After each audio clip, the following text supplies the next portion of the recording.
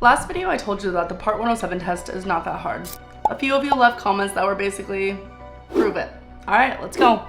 I'm going to walk you through the entire test structure, what it actually costs, how long you have, what the passing score is, and then at the end I'm going to show you 3 real questions that look easy and are responsible for a shocking number of failures. Stay for those. They're genuinely embarrassing in hindsight, and I say that as someone who has taken this test. Here's the full picture of what you're walking into. The Part 107 knowledge test is 60 multiple choice questions. Every question has 3 answer choices, A, B, or C. No trick formatting, no essay, sometimes D actually. No essays, no practical flight components. You sit down, you answer questions, and you find out if you pass. You get 2 hours for 60 questions. That is 2 minutes per question. I want you to actually feel how much time that is. You could read every question 3 times, second guess yourself twice, and still finish early. Time is not your enemy. The passing score is 70%. That means you need 42 questions correct out of 60. You can get 18 questions wrong. 18, and you can still walk away with a federal certificate that lets you fly commercially anywhere in the country with rules and regulations.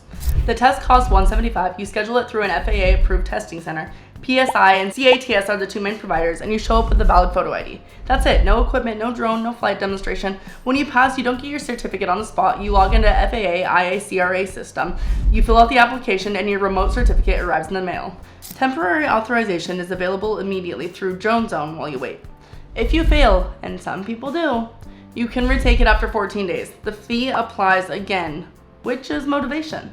Now here's what actually trips people up, because it's not what you'd expect. This test covers 8 topic areas: regulation, that's Part 107 itself, airspace classification, operating requirements, then weather, loading and performance, radio communications, airport operations, emergency procedures, crew resource management, and physiological effects on the pilot. Most people go in terrified of airspace.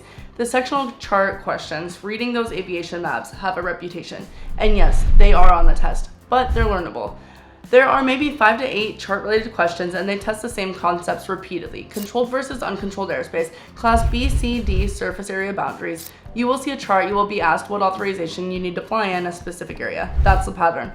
Once you know the pattern, it stops being scary.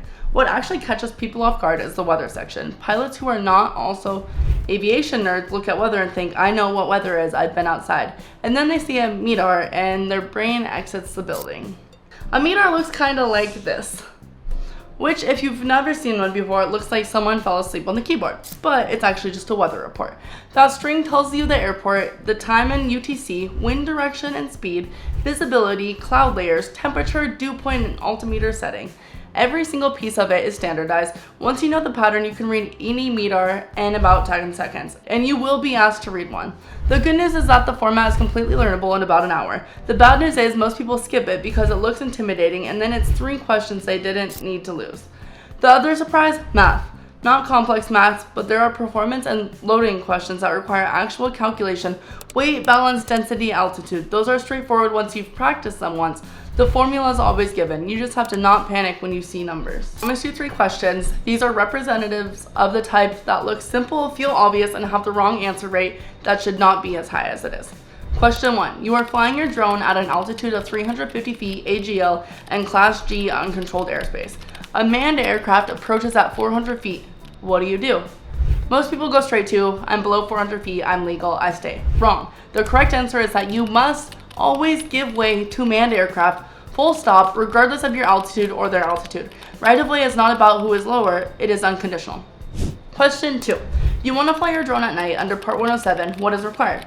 And here is where the update matters, because the rule has changed in 2021. Before 2021, you needed a waiver to fly at night. After 2021, night flying is allowed under standard Part 107 rules as long as your drone has anti-collision lighting visible for 3 statute miles. No waiver. But, and this is a failure point, a lot of study materials floating around online predate that rule change and still say you need a waiver. If you studied from old content, you will get this wrong with complete confidence. Question 3. A METAR reports visibility as 3 SM. What does that mean? And can you fly legally under Part 107? 3 statute miles of visibility, and under Part 107, the minimum flight visibility is 3 statute miles. So you are right at the legal threshold, not comfortably above it, not below it, exactly at it. The question usually asks whether the flight is permitted, and people either miss the 3-mile minimum entirely, or they confuse statute miles with nautical miles and calculate wrong. It's 3 statute miles. That number lives in your brain now. That's the test. 60 questions, 2 hours, 70% to pass, $175, and a certificate that lets you fly commercially for 2 years before renewal. The people who fail are almost always missing one of two things. They studied the wrong version of the rules, or they skipped weather entirely and lost 5 questions they could have had. In the next video, I'm going to show you exactly how I'd study for this if I were starting from scratch today, the specific topics, the order, and how long it actually takes.